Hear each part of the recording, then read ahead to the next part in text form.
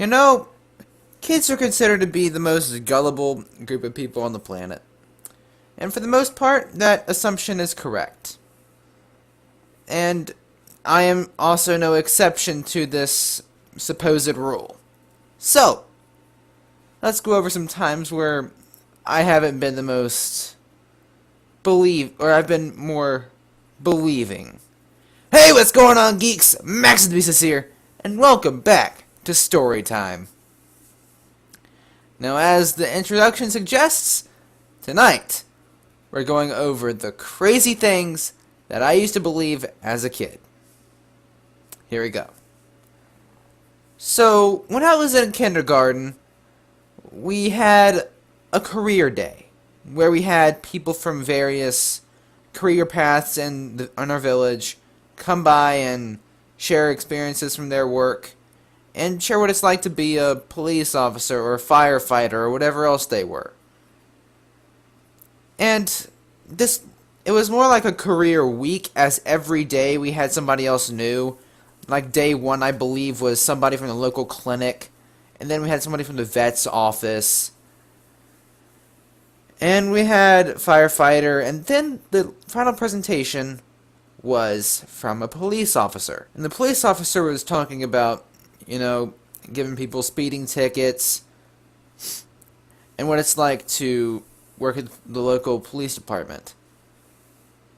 And he decided to give us students some safety advice on what to do to, be safe in the real world, like the whole, hold your parents' hand while walking across the street and looking both ways before you cross the street, and that sort of spiel.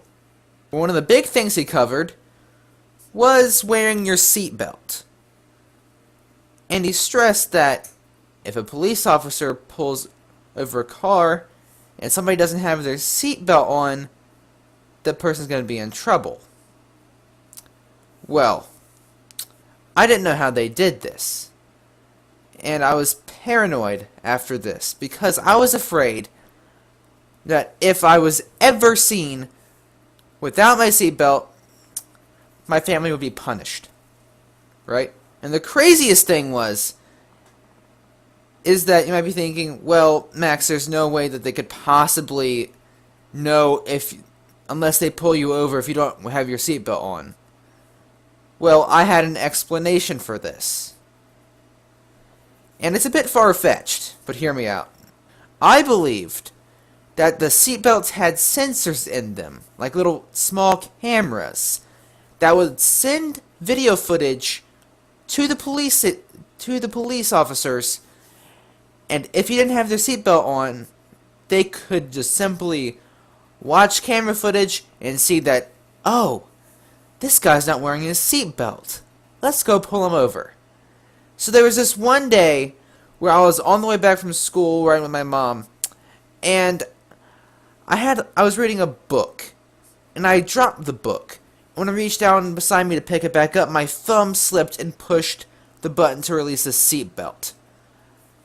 I started to panic, as I was afraid that this intel would be sent back to the police station, and that at any moment a police car was going to be right behind us.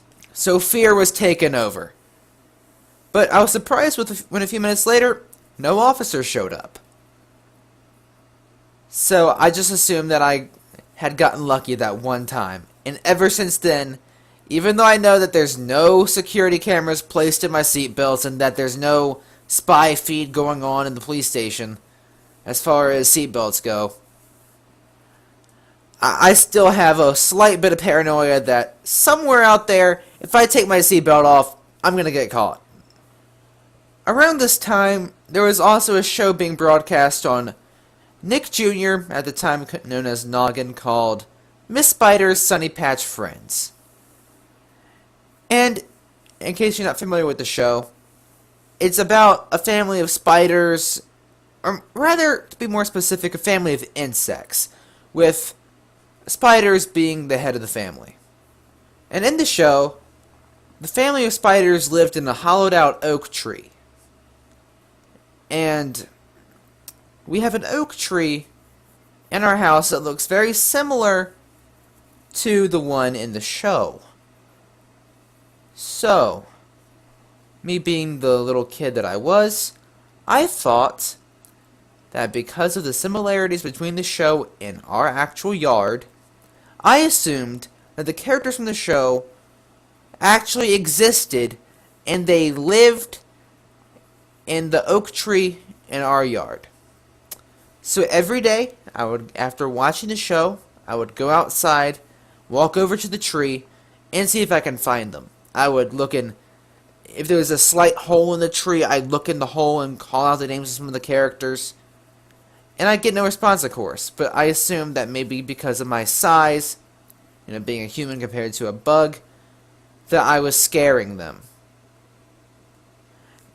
Now, I know this is very immature, but honestly, I think that everybody at one point or another has believed that a TV show they liked, at least as a kid, they must have thought that it was real. I mean, if I'm the only one out there, then I am really embarrassed right now, but hopefully all is good. And I since now know that, of course, I don't have sentient insects living in my tree. But, you live and you learn. Even through the disappointments in life. I was really looking forward to meeting Squirt, too. Bummer, man. So, as I grew, I started to realize that, a lot of the things that I thought, like, cartoon characters aren't actually real people, and stuff like that. But I did wonder if there was a way to access their world and make them real. So as a kid, I drew what looked like a handgun and called it the Realinator. What this would do is, if you pointed it at like a fictitious item, like a toy or a character on screen, it would make them real. Unfortunately, this plan never really came into action, seeing as, I don't have a million clone troopers running around with me right now. But, it was still a cool idea. Maybe someday as technology continues to advance, maybe we'll have something sort of like that. Or at least the next best thing. So, along with that, I also came up with, I wanted to try trying to make clone armor, because I thought it was really cool. Because I've always been a huge Star Wars fan,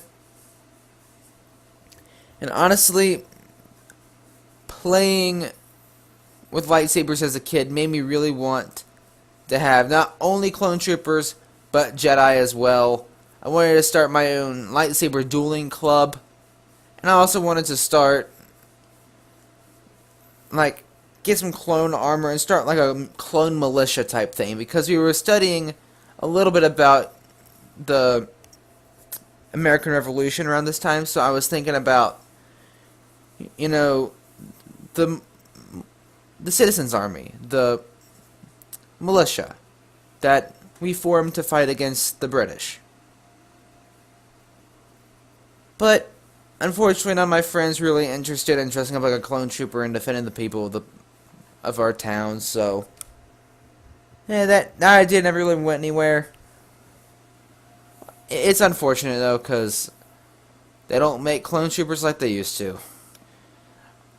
And another thing that I believed in for a long time was that if you swallowed a pumpkin seed.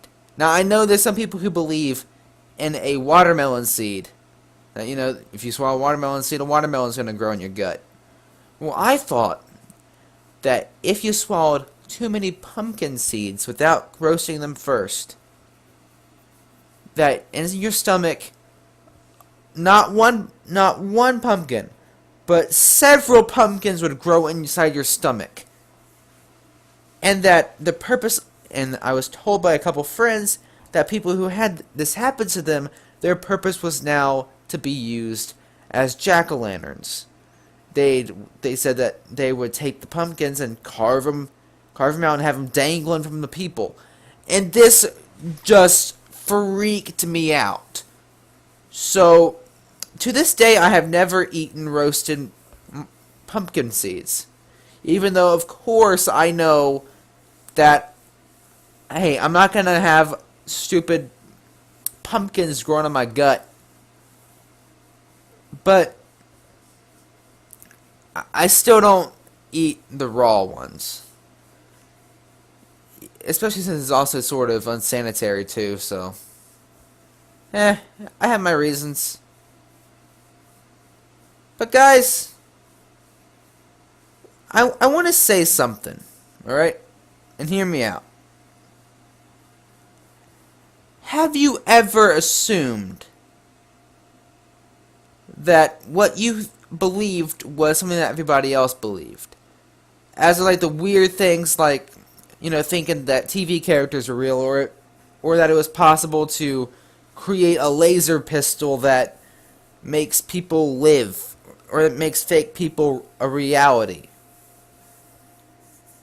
And if you have, or if you've had other strange ideas, then feel free to let me know in the comment section. It'd be a lot of fun to hear from, hear about all the strange stuff that y'all thought. But at the top of my head, that's all I can really think of. So I hope you enjoyed the stories, guys. And I'm pretty sure this is a lot shorter than some of you were expecting, especially from like story time. So don't worry though. This is just to get back into the swing of doing story time. The next time we do story time, it's going to be its normal duration. Anyway, guys, thanks again for watching.